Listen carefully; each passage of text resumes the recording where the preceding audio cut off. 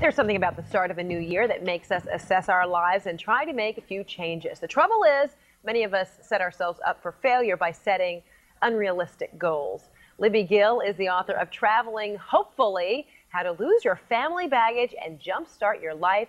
CNN's Carol Lynn recently talked with her about New Year's resolutions.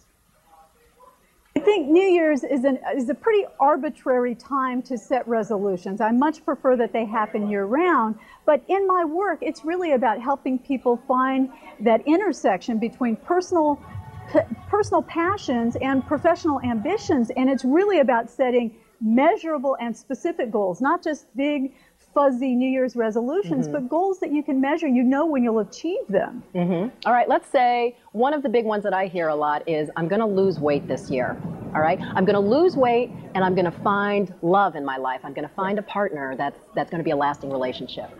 Those are exactly the two that I hear all the time. Well, first of all, when you set a New Year's resolution, most people frame it as a negative. It's about stopping something, quitting something, losing something, which is such a subtle or not so subtle way of beating up on yourself, of finding fault, of looking and focusing on your shortcomings. This is what I didn't do last year, so this is what's got to change. Yeah, this is what I've been doing wrong all these years, and now I got to fix it, and here's how.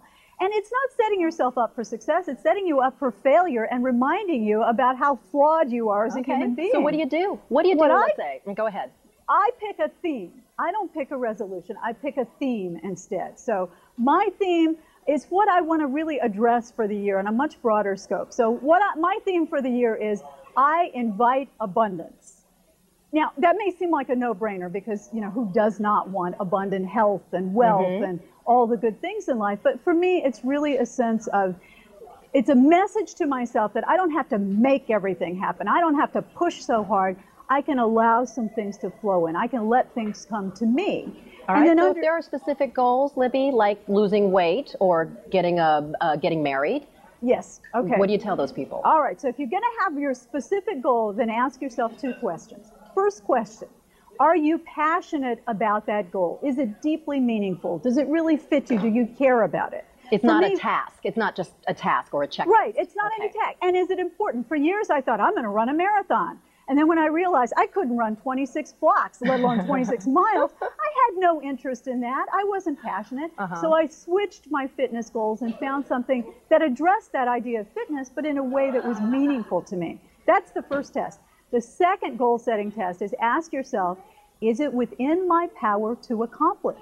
Can I make this goal happen? So if you say, I want to win the lottery, I want to marry a millionaire, well, maybe that one is within your goal. But something, it has to be within your power. You have to be able to make it happen. Right.